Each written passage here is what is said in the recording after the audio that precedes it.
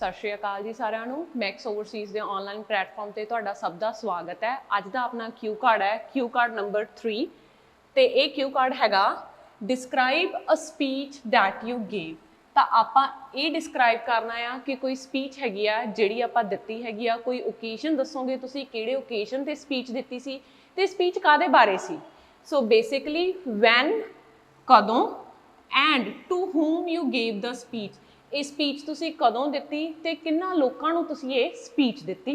Next what was the speech about. इत्थे मैनूं दसना पऊगा कि मेरी स्पीच दा जिहड़ा सीगा मोटिव की सी, वो स्पीच मेरी किस चीज़ के बारे में सीगी। ठीक है जी।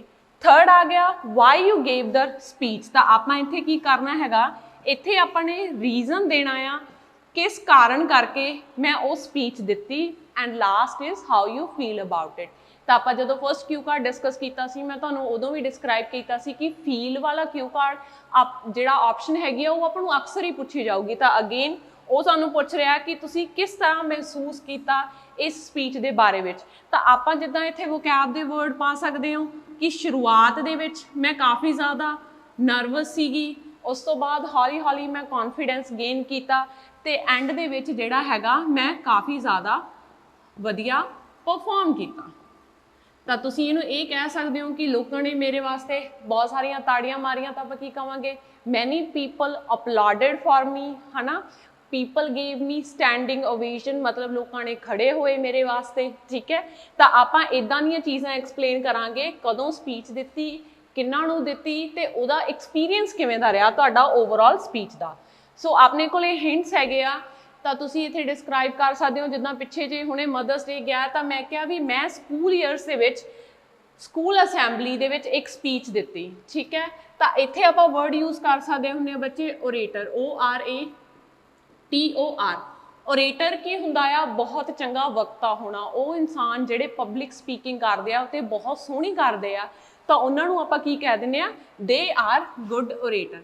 तो तुसीं इहनूं इदां स्टार्ट कर सकते हो कि चंगा वक्ता होने के नाम पर मैं बड़िया सारिया स्पीचिस दित्तियां जिंदगी दे विच, या सिंपली भी आप इदां स्टार्ट कर सकते हैं कि मैं बड़िया सारिया स्पीचिस दित्तियां ने। तो मैं की कहूँगी आई हैव गिवन और I have delivered many speeches in my life. जे नहीं दित्तियां तो तुसीं भावें इहनूं ऑल दो तो स्टार्ट कर दो, है ना।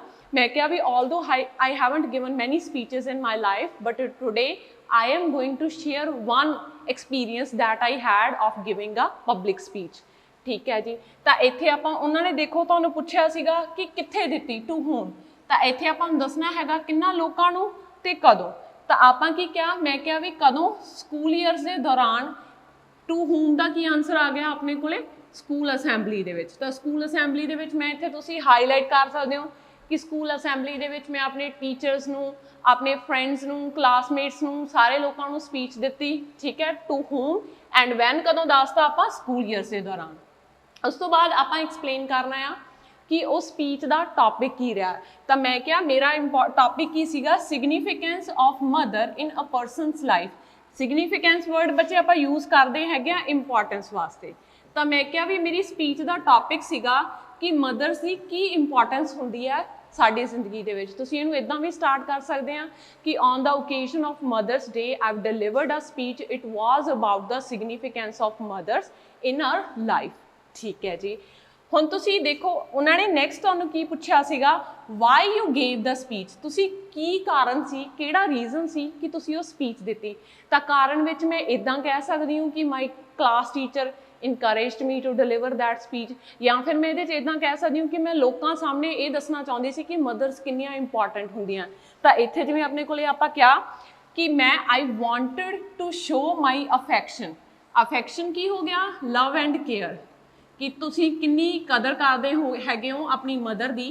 तो वो चीज़ नूं आपां हाईलाइट करना चाहते सी। तो आपां की क्या I wanted to show my affection towards my mother या टूवर्ड्स माई मॉम। तो तुसीं तुहाडी सैमी फॉर्मल हैगी आ स्पीकिंग तो तुसीं मॉम वर्ड यूज़ कर सकते हो। नैक्सट इनीशियली हुण देखो इनीशियली की हो गया शुरुआत दे विच। तो आपां देखो लास्ट पार्ट की सीगा अपने कोले फैल्ट वाला। How did you felt about sorry how did you feel about it. तो तुसीं किद्दां महसूस किया। तो मैं क्या भी शुरुआत दे विच मैं काफ़ी ज़्यादा नर्वस सी। तो शुरुआत विच तुसीं की कहता initially I was nervous about it. तो उस तो बाद मैं की है कॉन्फिडेंट महसूस किया। तो मैं क्या भी शुरुआत दे विच या तुसीं इदां कह सकते हो, in the beginning of my speech I was really nervous about it and with time I gain the confidence. Next उस तो बाद कहते कि तुसीं फीलिंग दे विच ही मैं एक्सप्लेन किया कि मेरी इमोशन किदां दा सी। तां मैं क्या भी I was really contented. Contented की हो गया सैटिस्फाइड, कि मैं काफ़ी ज़्यादा खुश सी अपनी स्पीच की परफॉर्मेंस तो मैं की क्या I was satisfied after my speech, मैं बहुत खुश सी स्पीच तो बाद। ठीक है जी।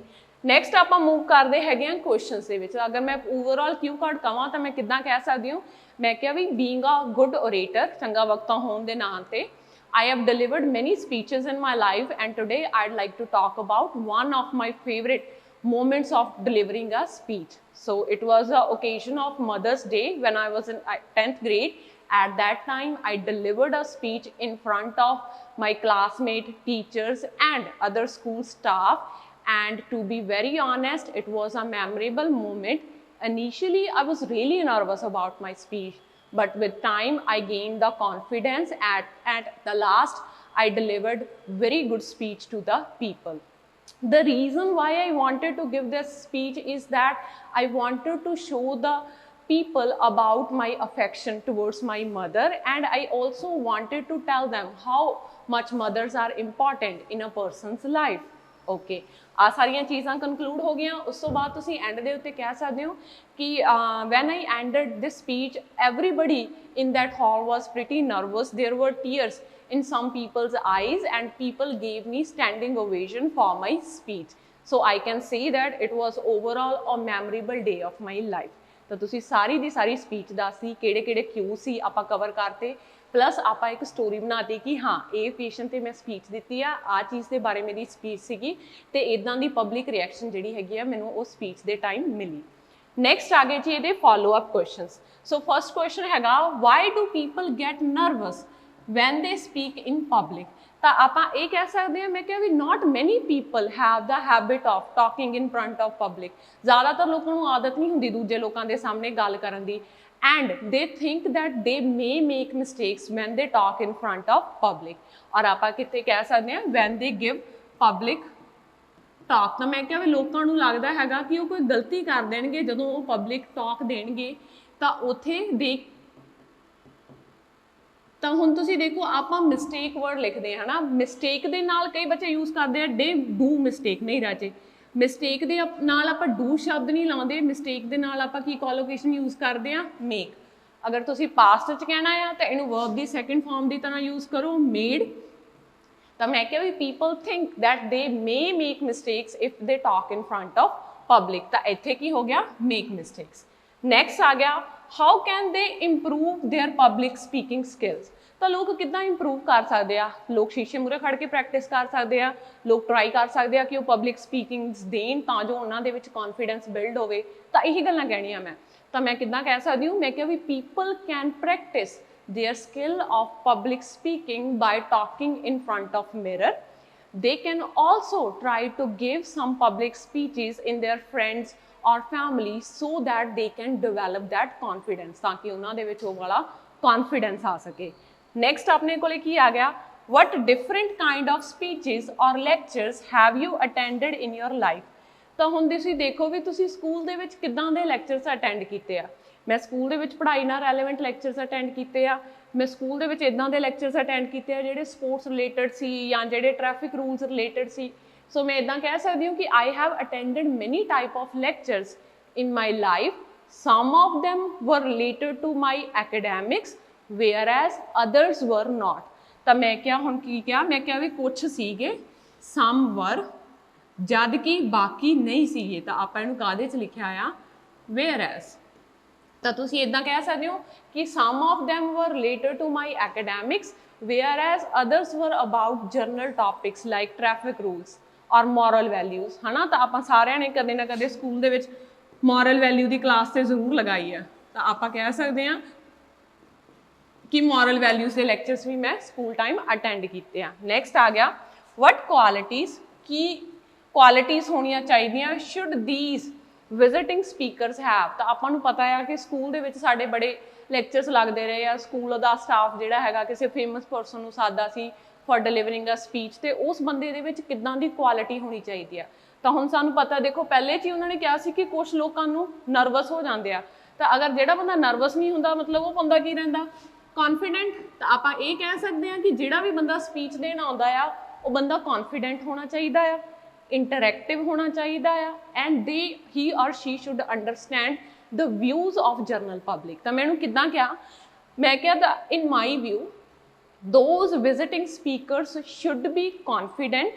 They should try to make an interactive lecture by talking to their listeners, and they can also try to make some jokes during the lecture so that people can laugh. ਤਾਂ ਉਹ ਥੋੜੇ ਜਿਹੇ funny ਹੋਣੇ ਚਾਹੀਦੇ ਆ, ਹਨਾ। ਤਾਂ ਆਪਾਂ ਇੱਥੇ ਟਰਮ ਕੀ ਯੂਜ਼ ਕਰ ਸਕਦੇ ਹਾਂ ਕਿ ਉਹਨਾਂ ਨੂੰ ਥੋੜਾ ਬਹੁਤ ਹਿਊਮਰ ਐਡ ਕਰਨਾ ਚਾਹੀਦਾ ਤਾਂ ਕਿ ਲੋਕ ਉਹਨਾਂ ਦੇ ਲੈਕਚਰਸ ਦੇ ਵਿੱਚ ਹੱਸਣ ਤੇ ਖੁਸ਼ ਮਹਿਸੂਸ ਕਰਨ। Next आ गया, why do you many people find it hard to give a talk to young children? ਤਾਂ ਉਹ ਕਹਿੰਦੇ ਕਿ ਯੰਗ ਲੋਕਾਂ ਨੂੰ ਜਿਹੜਾ ਹੈਗਾ ਸਪੀਚ ਦੇਣਾ ਕੁਝ ਲੋਕਾਂ ਨੂੰ ਡਿਫਿਕਲਟ ਕਿਉਂ ਲੱਗਦਾ ਹੈ, ਕਿਉਂਕਿ ਯੰਗ ਲੋਕ ਸੁਣਦੇ ਨਹੀਂ ਹੈਗੇ, ਹਨਾ। ਤਾਂ ਮੈਂ ਕਿਹਾ ਵੀ the primary reason behind this can be that young people are not good listeners. good listeners ਹੋ ਸਕਦਾ ਬੱਚੇ, ਅਗਰ ਤੁਸੀਂ vocab ਪਾਉਣੀ ਆ ਤਾਂ ਆਪਾਂ ਕਹਿ ਸਕਦੇ ਹਾਂ attentive। ਅਟੈਂਟਿਵ ਕਿਹੜੇ ਹੋ ਗਏ, ਜਿਹੜੇ ਤੁਹਾਡੀ ਗੱਲ ਨੂੰ ਬਹੁਤ ਧਿਆਨ ਨਾਲ ਸੁਣ ਰਹੇ ਆ, ਤੇ ਜਿਹੜੇ ਅਟੈਂਟਿਵ ਨਹੀਂ ਹੈਗੇ ਤਾਂ ਮੈਂ ਕੀ ਕਹਿ ਸਕਦੀ ਹਾਂ, young listeners are not very attentive, so they can make fun of the speaker, and for these reasons people find it hard to talk in front of youngsters.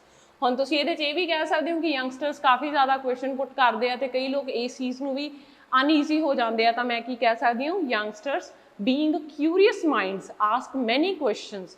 So for this reason, some people find it difficult to talk to the youngsters. Next आ गया, why do you think many people are nervous before they give speech? ਤਾਂ ਪਿਛੇ ਵਾਲਾ ਹੀ ਆ ਗਿਆ, ਲੋਕ nervous ਕਿਉਂ ਹੁੰਦੇ ਆ, ਬਿਕੋਜ਼ ਲੋਕਾਂ ਨੂੰ ਆਪਦੀ ਪਰਫਾਰਮੈਂਸ ਨੂੰ ਲੈ ਕੇ ਚਿੰਤਾ ਹੁੰਦੀ ਹੈ। ਤਾਂ ਮੈਂ ਇੱਥੇ ਕਹਿ ਸਕਦੀ ਹਾਂ ਕਿ ਲੋਕਾਂ ਨੂੰ ਕੀ ਹੁੰਦੀ ਆ, ਪਰਫਾਰਮੈਂਸ ਐਂਜ਼ਾਇਟੀ। ਲੋਕ ਕਾਫੀ ਜ਼ਿਆਦਾ ਚਿੰਤਿਤ ਹੋ ਜਾਂਦੇ ਆ ਕਿ ਪਤਾ ਨਹੀਂ ਮੇਰੇ ਤੋਂ ਵਧੀਆ ਸਪੀਚ ਦਿੱਤੀ ਜਾਊਗੀ ਕਿ ਨਹੀਂ ਜਾਊਗੀ, ਪਤਾ ਨਹੀਂ ਲੋਕ ਮੈਨੂੰ ਸੁਣਨਗੇ ਕਿ ਨਹੀਂ ਸੁਣਨਗੇ। ਤਾਂ ਮੈਂ ਕੀ ਕਿਹਾ, ਮੈਂ ਕਿਹਾ ਵੀ many people experience performance anxiety before their speech, and for this reason they don't prefer giving speech to the other people. Next, why do people give speeches to children? ਕਿਉਂ ਦਿੰਦੇ ਆ ਲੋਕ? ਹੁਣ ਦੇਖੋ ਬੱਚਿਆਂ ਨੂੰ ਆਪਾਂ ਬਹੁਤ ਕੁਝ ਸਿਖਾਉਣਾ ਹੁੰਦਾ ਹੈ, ਤਾਂ ਤੁਸੀਂ ਇੱਥੇ ਕੀ ਵਰਡ ਯੂਜ਼ ਕਰੋਗੇ, ਟੂ ਟੀਚ। ਕਿੱਦਾਂ ਦੀਆਂ ਚੀਜ਼ਾਂ ਹੋ ਸਕਦੀਆਂ ਨੇ, ਮੋਰਲ ਵੈਲਿਊਜ਼ ਹੋ ਸਕਦੀਆਂ, ਕੋਈ ਐਜੂਕੇਸ਼ਨਲ ਟੌਪਿਕ ਹੋ ਸਕਦਾ ਆ, ਹਨਾ। ਤਾਂ ਆਪਾਂ ਇਹਦੀ ਗੱਲ ਕਰ ਸਕਦੇ ਹਾਂ। ਤਾਂ ਮੈਂ ਕਿਹਾ ਵੀ youngsters are good, youngsters are the learners and they need to learn many things like moral values about their education and other things. So for that reason they people give speeches to their children ਕਹਿ ਸਕਦੇ ਹੋ, offspring ਕਹਿ ਸਕਦੇ ਹੋ, next generation ਕਹਿ ਸਕਦੇ ਹੋ, ਠੀਕ ਹੈ। So who make people do so? ਕਿਹੜੀ ਚੀਜ਼ ਹੈਗੀ ਆ ਜਿਹੜੀ ਉਹਨਾਂ ਨੂੰ ਇਹ ਕਰਨ ਤੇ ਮਜਬੂਰ ਕਰਦੀ ਹੈ ਸਪੀਚ ਦੇਣ ਤੋਂ?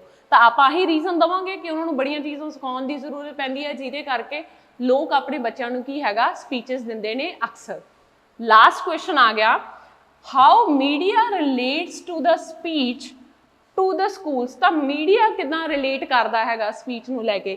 ਤਾਂ ਆਪਾਂ ਇਹ ਕਹਿ ਸਕਦੇ ਹਾਂ ਕਿ ਬੱਚਿਆਂ ਦੀ ਜਿਹੜੀ ਸਪੀਚ ਹੈ ਉਹਦੇ ਵਿੱਚ ਮੀਡੀਆ ਦਾ ਬਹੁਤ ਵੱਡਾ ਰੋਲ ਹੈ, because children learn many new words from the social media, so they every day they come across new vocabulary that they learn, and this influences their speech. So if they listen to good people on the social media, they can automatically develop a good vocabulary, ਠੀਕ ਹੈ। ਸੋ ਆਪਾਂ ਕਿਹਾ ਕਿ ਲੋਕ ਵਧੀਆ ਤਰੀਕੇ ਨਾਲ, ਬੱਚੇ ਵਧੀਆ ਤਰੀਕੇ ਨਾਲ ਸਿੱਖ ਸਕਦੇ ਆ ਤੇ ਸੋਸ਼ਲ ਮੀਡੀਆ ਦੀ ਇਨਫਲੂਐਂਸ ਪੋਜ਼ਿਟਿਵ ਹੋ ਸਕਦੀ ਹੈ।